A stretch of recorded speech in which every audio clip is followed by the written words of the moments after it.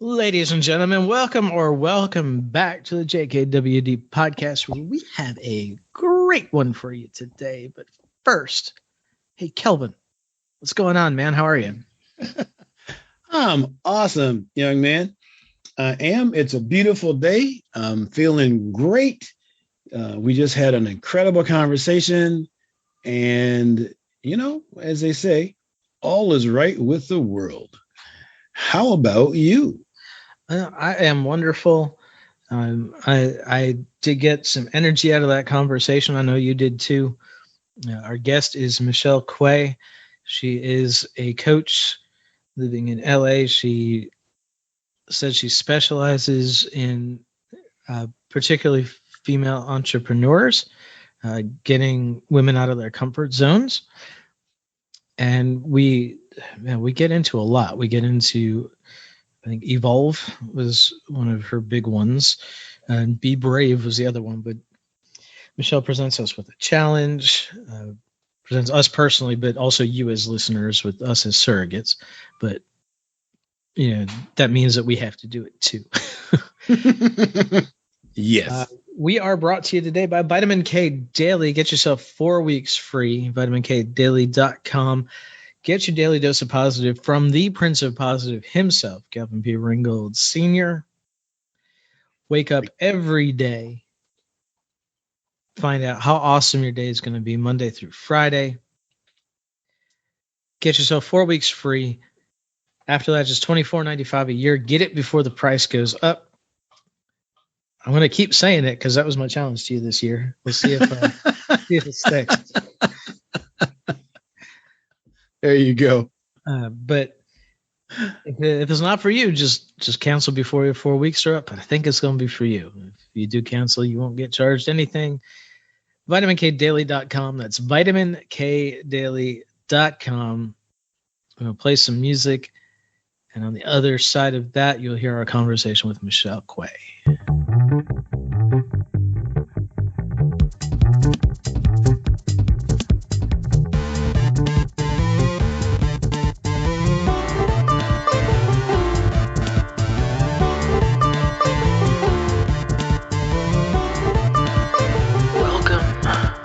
Josh and Kelvin World Domination Podcast, where we talk about better humanhood and teach you how to dominate your world. You ready? Here we go.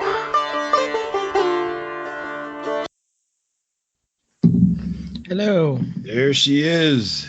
Hey, Josh. Hi, Kelvin. Hi. How are you, Michelle? Good morning. Thanks for being flexible and changing the time. Oh, you're welcome. We enjoy each other's company anyway, so...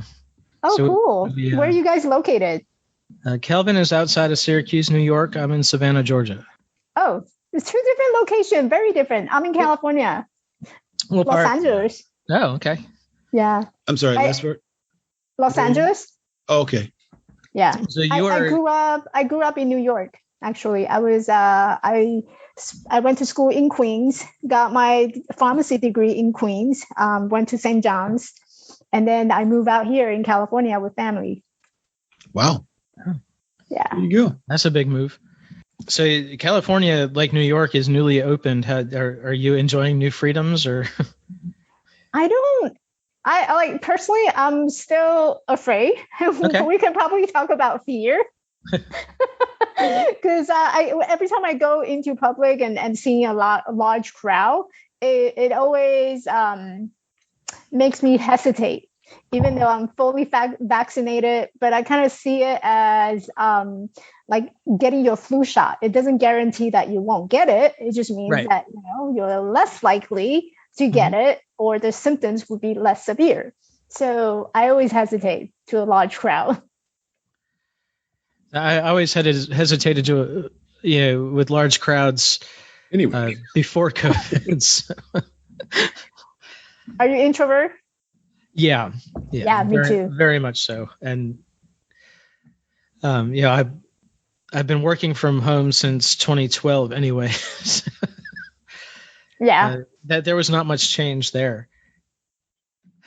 Yeah, same here. Well, so one of the things I started when I first got into coaching was I was struggling looking for places to work in person. So I couldn't find a place to do consultations and also meeting clients in one-on-one. So I decided, I'm so good with social media. Why not just bring the whole entire business online, and I can get to more people that way. And the more the merrier, right? So right before the pandemic, I was already having that visibility that I created online. So it was just kind of like a piece of cake, and things are just moving along for me. So I'm like, oh, okay, I can work from home now. Awesome. Hey, everybody's doing this now. So yeah, people are used to it. Yeah. Hey, before we get too far into it, then, since you already mentioned you're a coach, why don't you tell us a little bit about your mission and how you got involved in it and why it's your mission, and we can take it from there. Yeah, my mission is to help women entrepreneurs to shine. I know it sounds really simple and cheesy, but I truly believe that every single one of us have a talent and we have a purpose to bring into the world. So something that I'm super good at, someone else cannot do. And my job on this planet, during this lifetime, is to help others to uncover or discover that talent. And that would be my cat keep moving my camera. So I saw the ears off to the corner a few minutes ago. It's like, right. That's his chilling spot. Like I bought one of those that you can put it onto the window, and he's right underneath my camera. So it's like, wait a minute, it's in my way. So my mission is to help these women to really step out of their comfort zone and be confident and courageously talk about what is it that they're good at and what is it that they're serving the world. So I'm helping them to shine. Awesome. And how did you come about that as a mission? I came about, so it became my mission and passion when I was struggling to find a place in the world. For the longest time, I was really confused, and it almost feels like I was dropped off by an aircraft or airplane or alien spaceship here on Earth. And somehow I'm supposed to be a human. I'm supposed to blend in. I'm supposed to belong somewhere. And for the longest time, and maybe you can relate to this because I'm also an introvert, is that a lot of time when I have conversation with people, it doesn't feel there's a connection. I always feel that I'm an outsider. It doesn't feel like I belong here. And I was looking for that sense of belonging. And during that time, I was going through a lot of personal struggles, lack of confidence. I did a lot of body shaming. So along that journey, I discovered that there's something so beautiful that I can do and no one else can. And that is my uniqueness. That is my power. That is my gift. And that is how I serve. And that is my purpose. That is my passion. So when I discovered that, it was like the biggest aha moment in my life. And I said, you know what? Yep, it sounds like this is why I am here. This is why the life was given to me. So let me help others finding theirs. Awesome. And how long have you been coaching now? This is my third year in the business, believe it or not. Okay. I'm fairly new. I'm starting to feel lazy, Josh.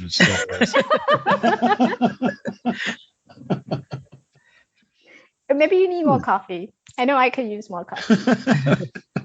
Tell us about comfort zones and how you decided to step out of yours and how you help bring people out of theirs. Comfort zone is like a wall that we created for ourselves, by ourselves, with all these hidden beliefs that we need to act and say and behave in certain way in order to survive in the society. So comfort zone is something that is you're staying with your safety zone so that you don't have to push too hard, that you don't have to show up, and just enough to be able to make money and have a job, have a roof over your head. So that is comfort zone to me. How did I step over that comfort zone was when you create enough wall and when you feel super isolated and there's no one else that understands you and can connect with you, and you keep getting these rejection or signals of hey, you're not good enough, or you're not smart enough, you're not tall enough, you're not enough. When you have enough of these enoughness, then you start to question the bigger picture, the bigger purpose of life. Mm-hmm. And I found myself doing a lot of questioning. I asked a lot of why. Why does the accident only happen to me? Why did I have to go through what I have gone through? Why is it that I am different from others? Why do I look different? Why do people keep looking at me? What the hell are they looking at? When you start asking enough why, you start to really understand on a deeper level in terms of who you truly are.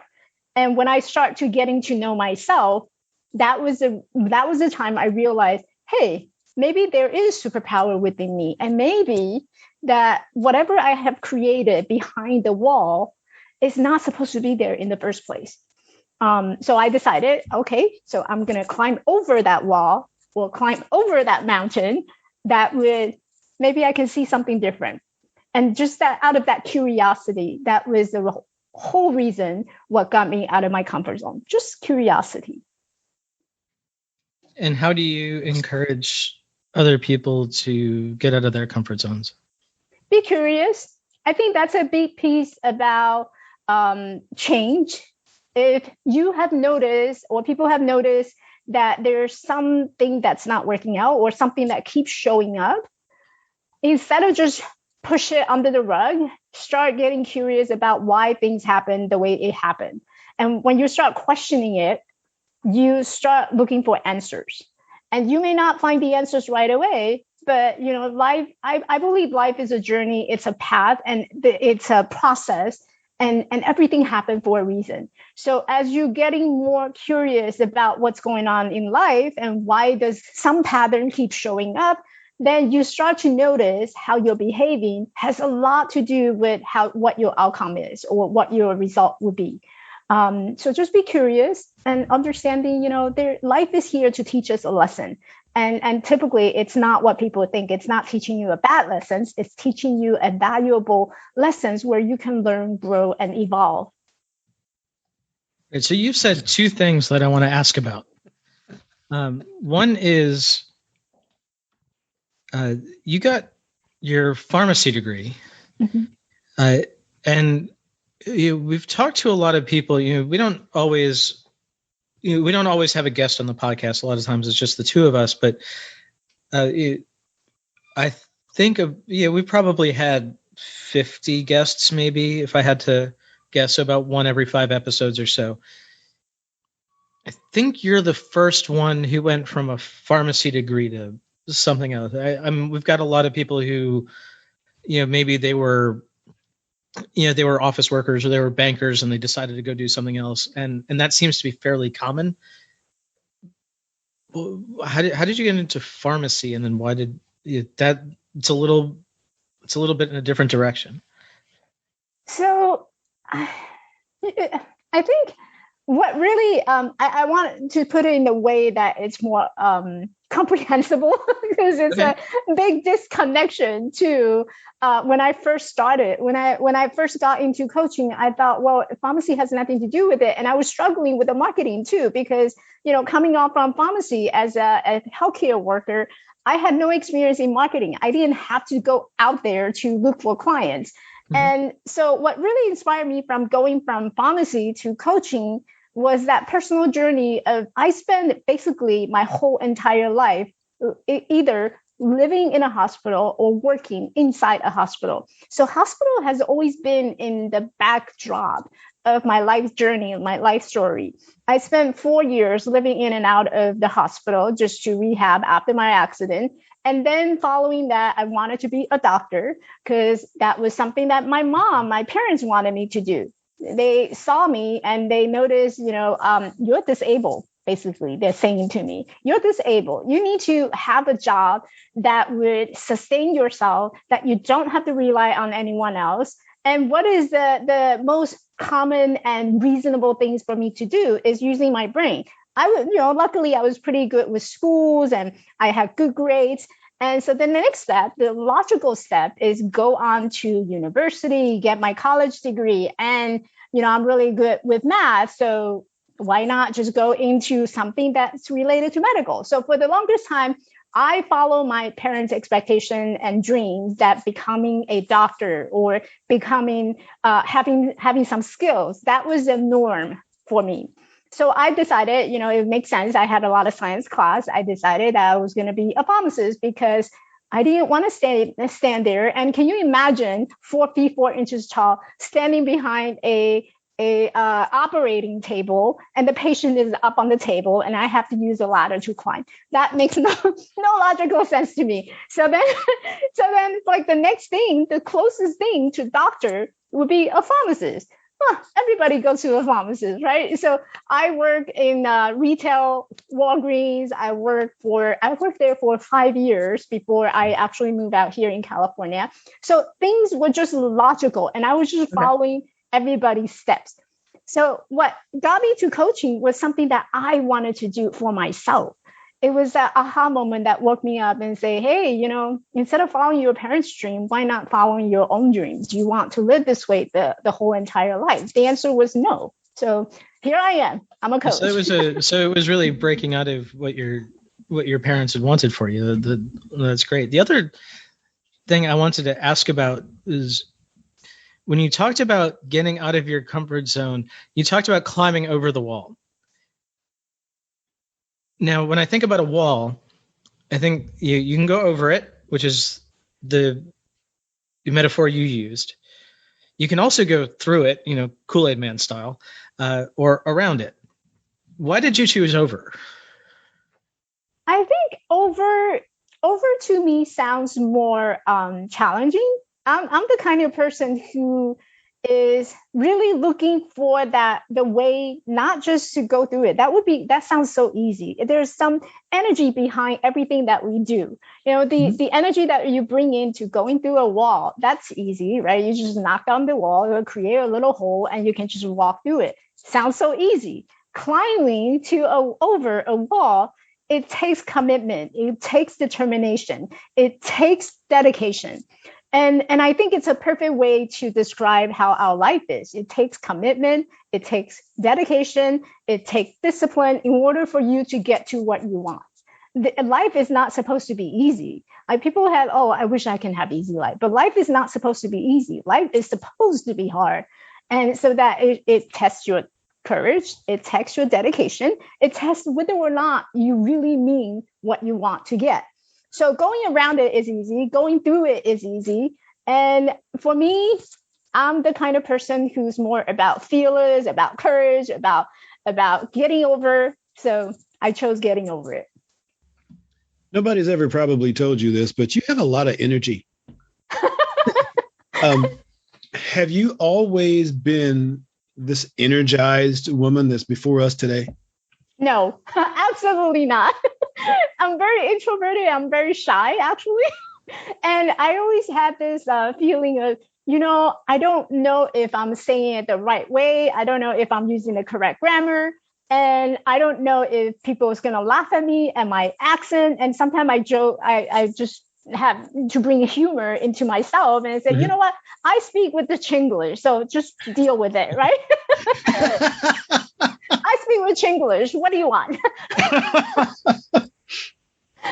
But before that, it was not like this. I'm very shy, very quiet. I don't want people to judge me. I don't want to be noticed. You don't want to be noticed, but yet you're presumably becoming, if not already, a world-renowned life coach right now. So you're not going to be noticed at all. So how did you get past those? I don't know if you were talking about, speaking Chinglish and I don't know. I'm assuming I've been wrong before, that there were maybe perhaps some feelings of inferiority there compared to other people. As opposed, I have a very good friend who is Chinese, and we have talks all the time. And I keep telling her how what a genius she is. She hates that.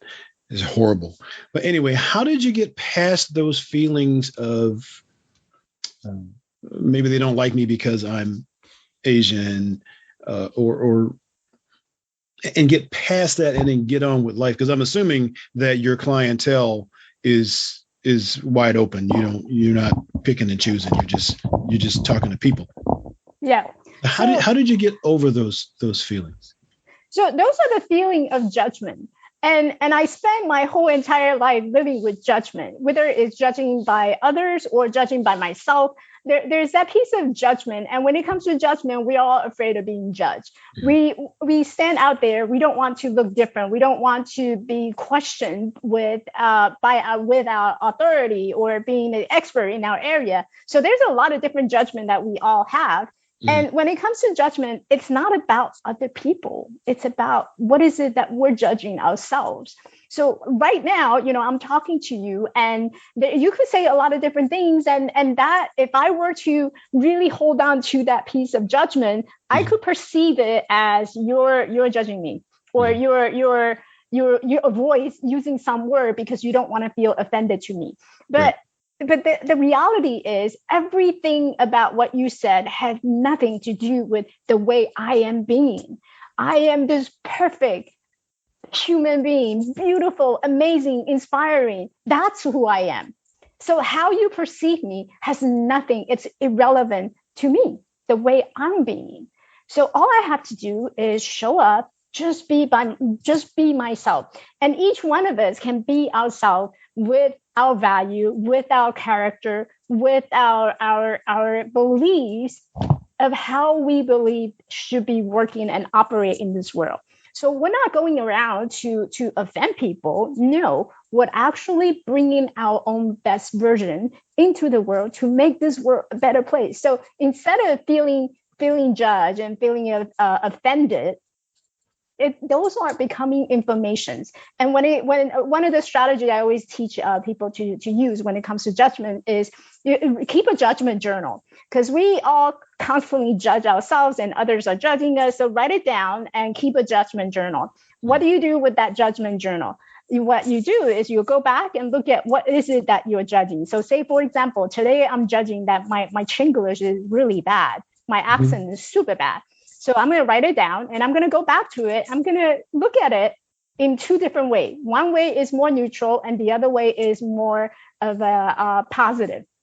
So more neutral way of looking at the same statement is, you know what? I'm Chinese. I speak 2 languages. Can you speak 2 languages? I bet you know. So that would be something more neutral and something more positive. And so it's just reframe how we're looking at things and know that all these judgments becomes information to really understand who we truly are. Awesome. Love that. I'm short. Oh, I don't know. I really think the world can really use less of the judgment, more empathy, more understanding. Looking around with what happened in 2020 and also leading into the new eras and new generation, we can use a lot of empathy and understanding with each other. After all, let's take off the skin color, take off our background. We're just human beings. And somewhere out in the universe, that those ET extraterrestrial, they're probably laughing at it. Look at them. Probably so. They're being silly. They're all human beings. Like, just deal with each other. What does a world with more empathy look like to you? More empathy, less judgment. What does that look like to you? It looks like a place where we can really amplify what we were meant to do on this earth. The earth is going to be more green, more powerful, more equality, more diversity. And we can freely express what is it that's on our mind without worrying about, am I going to offend the other person? Am I going to be locked away because I say something? There's no more that judgment. And people are just operating from being a heart-centered human being, and that we understand that you had a journey, you had sadness. I can understand, I can relate to you, what it means to be sad, to lose someone, to grieve. I also can relate to you about happiness. I can enjoy and embrace every piece about you, and I can see you in myself. That's empathy to me. Awesome. And how do we work toward that? There's a really powerful tagline that was the whole reason what caught my eyes when I first enrolled to the coaching program. Is they had a tagline. It says, raising one consciousness, one person at a time. So I think raising consciousness, one person at a time. Awesome. I think what makes it powerful is that it starts to emphasize on individual responsibilities. You and I sitting here, we have our own responsibility of helping others to raise their consciousness and their understanding by listening to the podcast, putting out the content, having conversation like this that would encourage people to think outside of their box.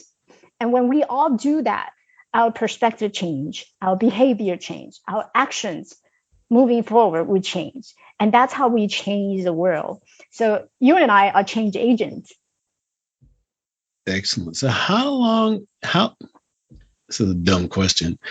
No question is dumb. Did it take you to get past that self-judging stage, to go, forget that I am who I am, and this is what the world brought to me, and this is what you get to do with? How long did it take you to fully embrace that and to put your self-judgment behind you? 29 years. Okay. 29 years. From right. from the day I had my accident, all the way till when I started the company. Even after I started the company, within the first year or two, I was still working on some of the residues of that self-judgment. So I would say a total of 29 years. Like I said, everything happened for a reason. So every pieces of information become a lesson for me to learn, not about the other people. It's about me. Who am I in this world, and how do I show up? You only look about 29 now, so you must have done a good job. It's the Asian look, so that's something I'm really good at.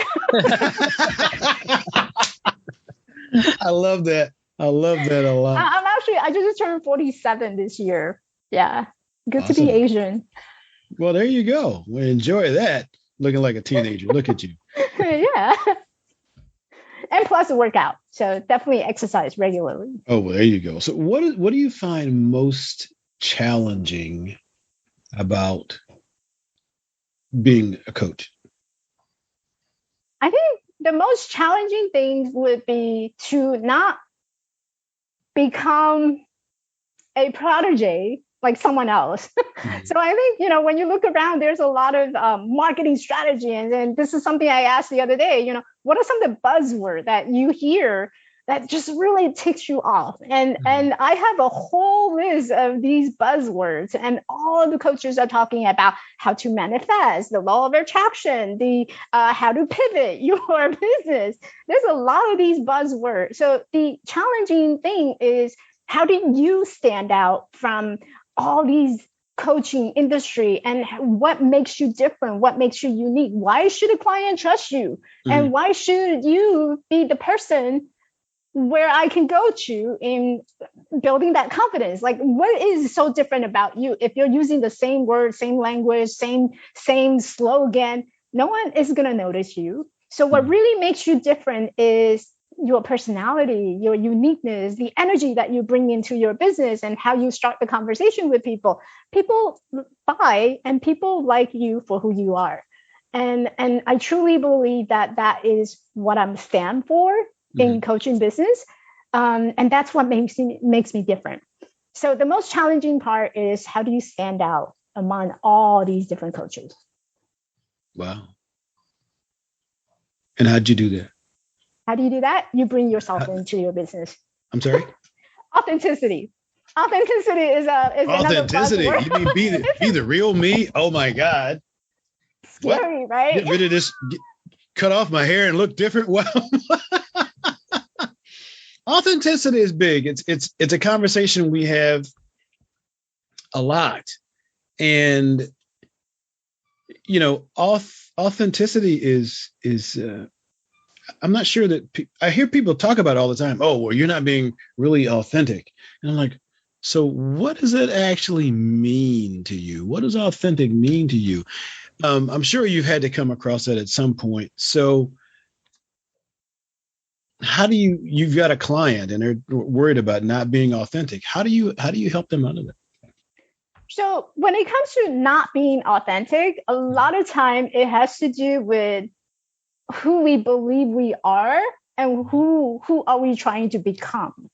And when you think of who you're trying to become, a lot of time we dictate our behavior so that we can fit in, we can please other people so that they perceive us as, oh, Michelle, she's always positive, she's always energetic. But in reality, what Michelle truly is, Michelle is really blunt.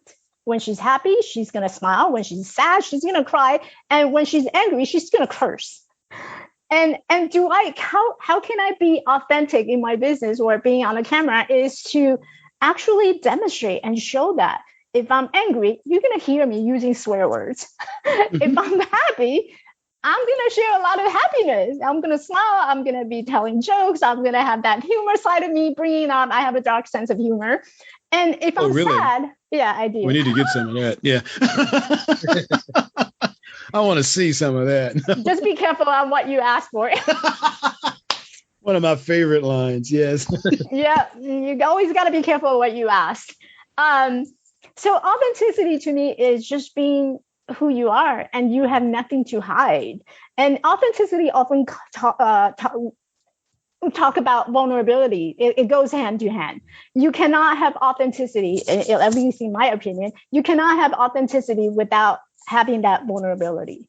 Vulnerability to me, it means that, there are some struggles that I'm going through on a daily basis. I say, for example, I don't know how to do the streaming on video. I'm gonna be really open about it. And you know what? I suck at technology. I'm going to be talking about it so that I can get more help. And vulnerability, it's not about, sharing something that your darkest secrets to the world and that everybody needs to know about. Vulnerability is really about admitting that you have emotions and these emotions are real. And when you bring out that emotions and people can see it, resonate with it, people can connect to you better. And that is authenticity to me. Being real. Are people getting the real you? Instead of this superficial camouflage that you put on, a show that you put on, and deep down inside, that is not who you are. So if people go to my Facebook, they want to see Michelle, not someone that glamorous pictures or photo or all the happy things that I only share on social media. They want to see what I am struggling with. Tell me more. Do you actually struggle? I do. You don't seem like you struggle. I hear this bigger than life person, and seeing you, thinking about you struggling seems, oh, she can't possibly struggle, which I know is that's what we say. But you talked about your accident. I didn't know too much about that. Is it okay to talk about that a little bit? If you can tell us what happened? Sure, absolutely. So my accident happened when I was 11 years old. I was coming off from school one day and I got hit by a taxi that was driving just down the road and I didn't catch it.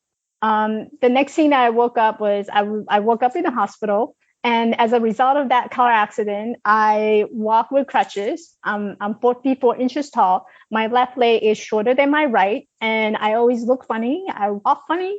And for a long time, I had to wear these metal brace up until I was 16. So all my peers, my friends, they would turn and look at me. And they're probably thinking, oh, what's wrong with her? And I kid you not, I actually had adult grown woman.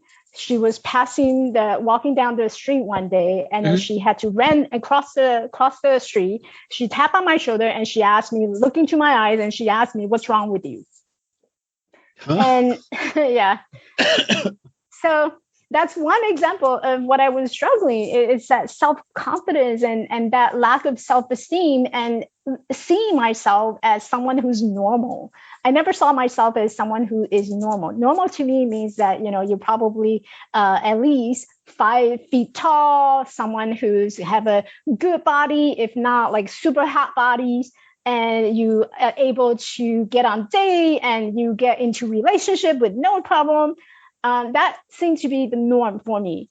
And when I look into the mirror, I don't see that norm, that normal person. I saw someone who is disabled, someone who is always getting rejection in relationship, someone who is always being seen and being put at the corner. No one want to come to me.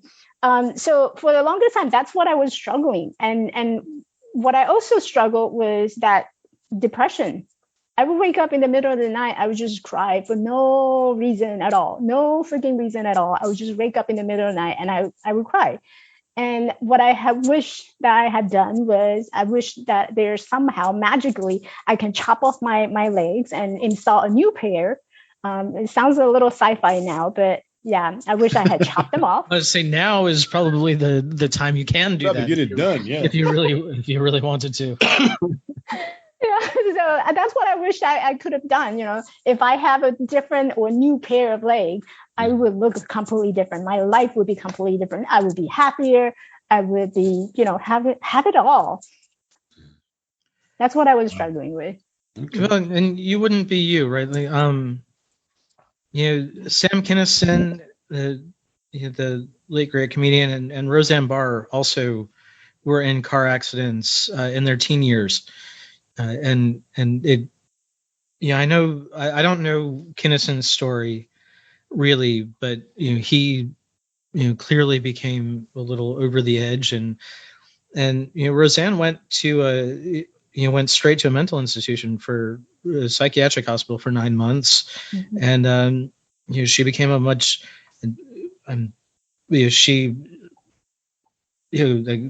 she's a much different person than anybody else on the planet, really, and probably as a result of whatever happened in her brain after the car accident. So you're not alone, and I think now is the right time. They always say that the best time to plant a tree would be 20 years ago. The next best time is right now, and we're at such a time in human history, where everybody kind of, like, we could have lost 15 months basically. My daughter is 2.5 years old. Half her life, people have had half a face. And my niece, who I spend a lot of time with, is almost 6. So she remembers the time before masks, but has really learned a lot. Turning 5 and then, going through kindergarten, during COVID, it was a strange time in her development. But it's been, for people who thought they were complete human beings and done at the beginning of this, something's changed a lot over the last 15 months. And I think that if we weren't before ready to talk about how we change during times of isolation, how we deal with mental health struggles, how we deal with physical health struggles, how the two combine. Loneliness. We had Pete Bombachi from the Genwell Project, which tries to get people out and together. That's a Canadian project that's going to expand into the U.S. It's such a great time to talk about that, and it ties right into having more empathy, right? Now we all see each other a little differently now than we used to. And the more we talk about the challenges, the more we can see we're more the same than not, right? Absolutely. I completely agree with you. And I think, as human, we have choices. And despite the fact that maybe some of the listeners they don't see that they have a choice right now. Maybe they lost their job, they lost their family, and lost something, during the 15 months of period. But you get to choose. You can choose to focus on the loss, on the negative, on all the things that had happened to us. You can focus on the tragedy that all the past 15 months that had happened. But you can also choose to focus on what was the opportunity. What have you learned from this experience? Did you need to learn about using technology? Did you need to learn about connecting with people? Did you need to learn about maybe seeing more family, having more family time? What have you learned from this experience? And that is what life is really about. It's not about focusing on all the tragic event that had happened in life. It's about how do you learn and pick up all these information and turn it into something that's revolutionary for yourself on your own personal journey. And I love the phrase evolve, or the word evolve, because I truly believe that, Darwin's theory, evolutions and human are any type of organism. It's about evolving. It's about evolution. So if you keep focusing on the negative, on the struggles, on the challenge, and without learning what you have learned from these challenges, then those challenges are meaningless. So how do you put meaning in a more of a positive spin behind those struggles, behind those challenges, is going to help to move forward. No matter, what type of event coming up next, we are going to be more prepared. We're going to be able to have more wisdom in dealing with whatever the challenges ahead. There's a challenge. There's a purpose behind those challenges. That was awesome. Not learning from your challenges made the challenges meaningless. I just had to write that down. Excuse me. I got a little chill right here on the shoulder. That's perfect. Thank you very much. Oh, wow. That's good. All right. So, see, there's all that energy you're talking about. The sun started shining over here, and you're all the way away. So right now, and this is going to sound like a wrap up question, but it's not. It's just what's on my mind at the moment. If you had to give a single piece of advice to any person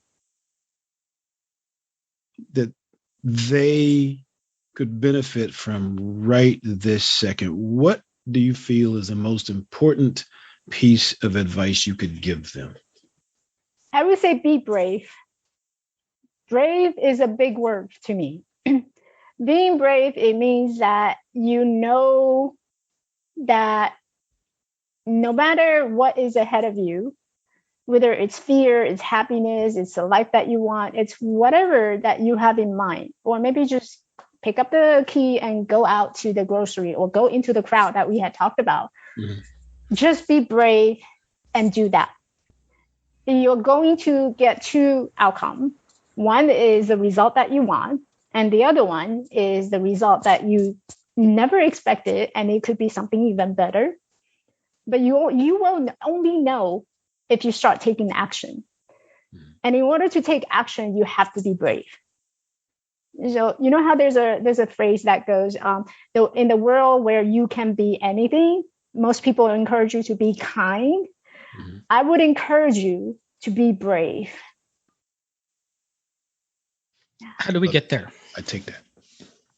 How do we get there? Mm-hmm. Close your eye and jump. Did that once. Just close your eye and jump. So a lot of time, we have these fear. We cannot be brave because we have fear. And the fear is really coming from the beliefs that we have, the experience that we have, and the assumption that we have made from the past. And that's holding you back from being brave. So how you can be brave is really don't think about it. too much, just assessing whether or not it's going to cost you a life or something that's going to cost you more money or something. But don't think about it and just close your eye and take a leap of faith. And that faith is really important, because when you're talking about the faith, I'm not talking about the religious faith. Some people it is that religious faith. It's about Christ, it's about religion. But others, it's about trusting that inner knowing. That by closing your eye, the earth will always catch you. The ground is always going to catch you. So even if you fall, you are still going to land on something. So don't be afraid. Just close your eye and take a leap of faith and go out and take actions. You won't get any results unless you start taking actions. And how do you do that? You close your eyes and jump. In that spirit, do you want to present our listeners with a challenge and use us as a surrogate if it helps to, put a face on, because listeners are just kind of out there somewhere, right? So you don't know exactly who you're talking to, but you use us as surrogates for listeners. Do you want to present a Be Brave challenge? So my Be Brave challenge, I actually had these, I hand out these courage cards. So I hand out these courage cards and Okay. they're graphics. So every now and then I would hand people a courage card. So your courage card today is to, let's see, what challenge should I give to Josh and Kelvin? Today, I am going to challenge you to say one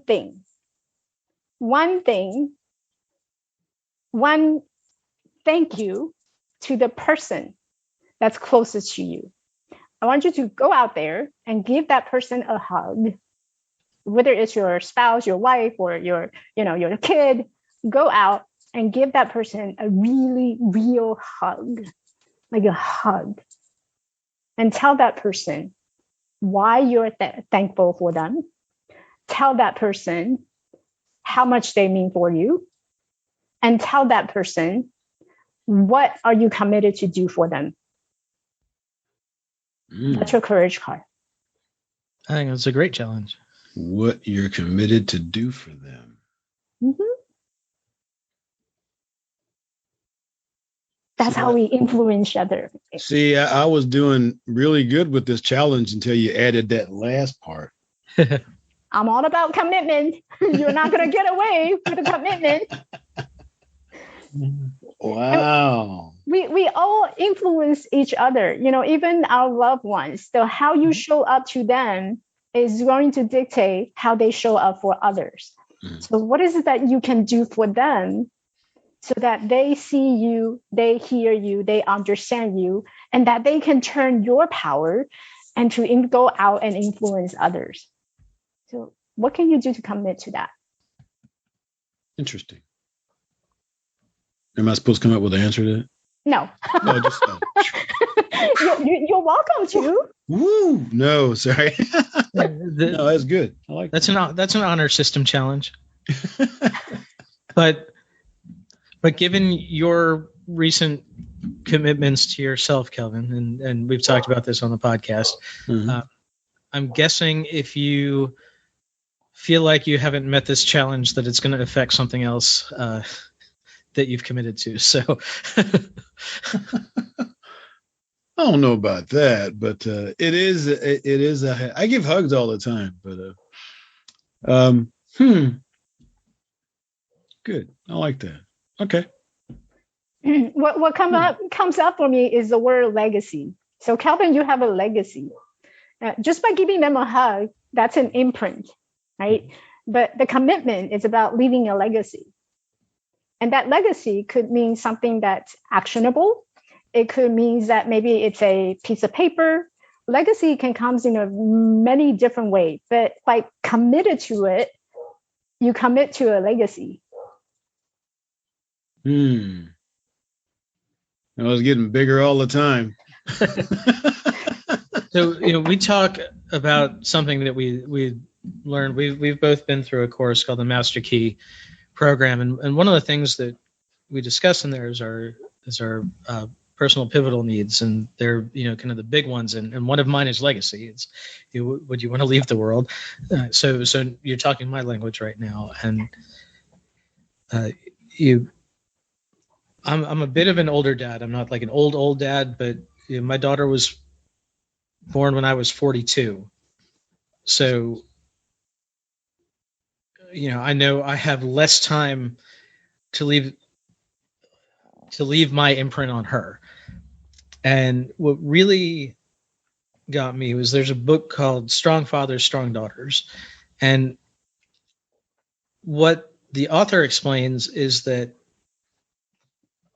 every interaction with her, she wants me to be a hero.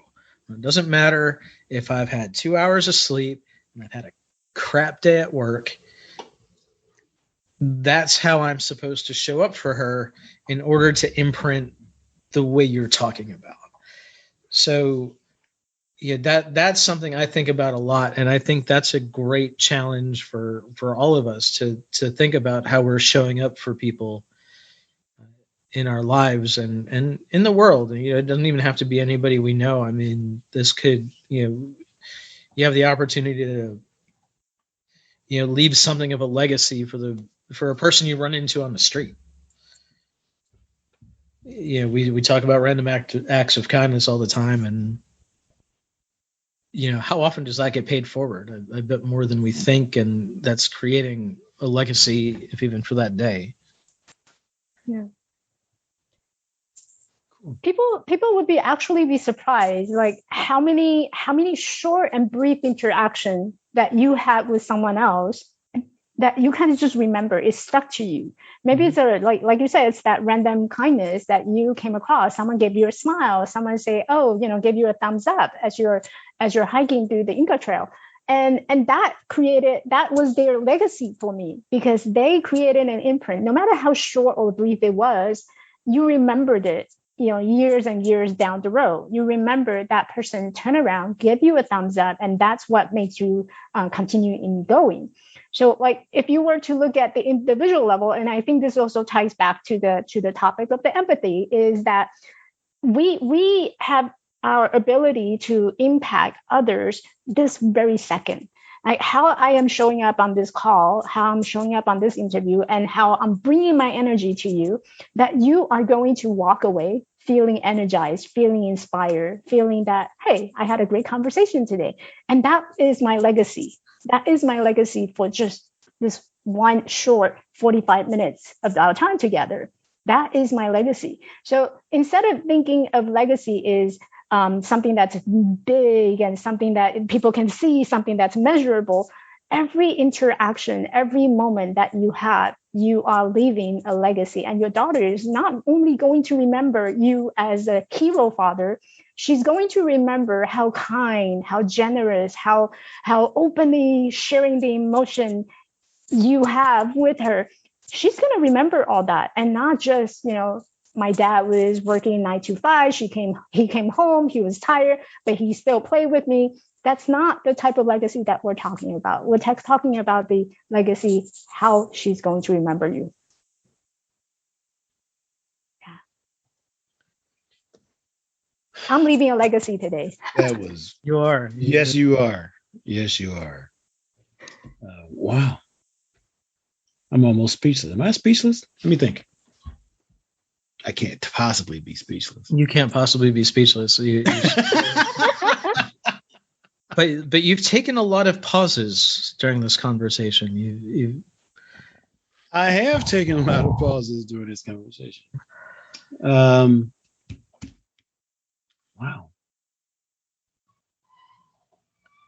Well, good. So all in all, right now, you've been coaching for three years, you said, right? Yeah, 3 years. How do you feel your impact has been so far? Tremendous. tremendously. I'm not shy when it comes to this. People say, "Oh, be humble." This is not the time to be humble, right? So if you truly believe that you are creating impact in people, then say that. Be honest, right? That's that authenticity. So tremendous. I truly believe that, not only am I teaching clients how to be confident, how to be visible, how to really bring out their best and shine. Mm-hmm. I'm also leaving a lot of the silent impact. So all the people around me, they see my positivity, they see my energy, they're attracted to who I am being. So I may be sharing like something funny on my Facebook, and people will start laughing, and people start having a conversation. And that is my purpose. That is my goal. I want to bring and create a community where people can come together and really express themselves freely without feeling that they're being judged. And I am that facilitator. And I truly believe, I can confidently say that I'm doing a good job. You did say that with confidence, and I appreciate that. Well, excellent. If I don't even know if I can ask this question, but I'm sure you've done a lot of reading, you've done a lot of studying, you've done a lot of. Is there a person, alive or past, who has had? I guess maybe I could ask who would be the person who has had the greatest impact on you, besides yourself, becoming the person that you are today? I would say Eckhart Tolle, without a doubt. Eckhart Tolle, without a doubt, because his book, The Power of Now, mm-hmm. was introduced to me by someone else, a friend of mine, when I was really in that deep moment of feeling sorry for myself. Mm-hmm. I was all in my head. My mind was busy. And so I got this book, and it was Eckhart Tolle's book, The Power of Now. So I started reading it, and I loved it. I love the fact how he talked about separating ourselves, our own identity, from the ego mind, mm-hmm. which is a mind that's always constantly chatting with us, that's creating a lot of fear, a lot of judgments. And once I was able to separate my ego versus my true identity, I started to see the light at the end of the tunnel. I started to notice the changes that I was able to take and implement and start taking actions. So definitely Eckhart Tolle. See, now I got to go back and finish reading that book. You really should. I mean, you made me read it. I did. And honestly, I think the time that I was having the highest degree of success and the things that I was doing was a time when I was reading. I got about halfway through it, talking about the ego mind. That was a very powerful book, but I hadn't finished it. So something else I get to complete. And then, but thank you for that. That was very important to me. Thank you. We read books at different stages for different reasons. And sometimes, we read it halfway because it was meant to be that way. Now you're going to go back and you're probably going to pick up and start reading it again. It's going to give you a different feeling because you're bringing a different experience into reading the book. So for a lot of people, I would encourage them, even if the book that you have read it once already, go back to it, because life gave you a different experience between the last time you read it till now. And now when you go back to read it again, you're going to have a different perspective, different way of seeing the book, and different understanding of what the book was talking about. So each time I go back and read The Power Now, it's like giving me a new way of thinking, a new perspective, because I'm bringing different experience into it. So you want to come back and do another podcast next week? I was going to say the same thing. I feel like I can talk to you guys for days. Yeah. Well, I think we should definitely, in another few months, when we have more experiences behind us, come back and do this again. But in the meantime, is there anything you had hoped we'd talk about that we didn't get to? No, I'm the kind of person who enjoy having a good conversation, and I truly believe what needs to be said was already said, and what's not being said it just, this is not the right time. So whatever it is, we'll just save it for the next conversation. Yeah, and that's why we don't script these. We give ourselves a launching point and we just talk. Where do you hang out most online? Where can people find you? I hang out most on my Facebook, so people can go find me on Facebook. It's at Coach Michelle Kuei. Okay. That's actually my personal page. So you're welcome to friend me, come to my community, and let's start a conversation. Awesome. And we'll have that linked up in the show notes and everything.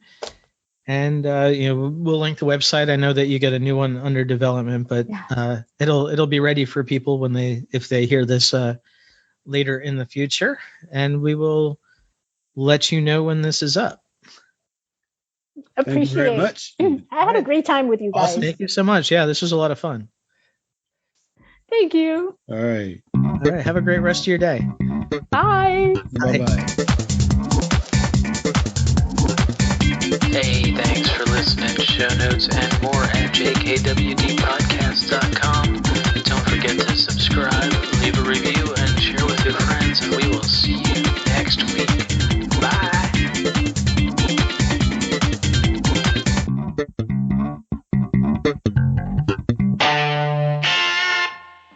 A Better Humanhood production.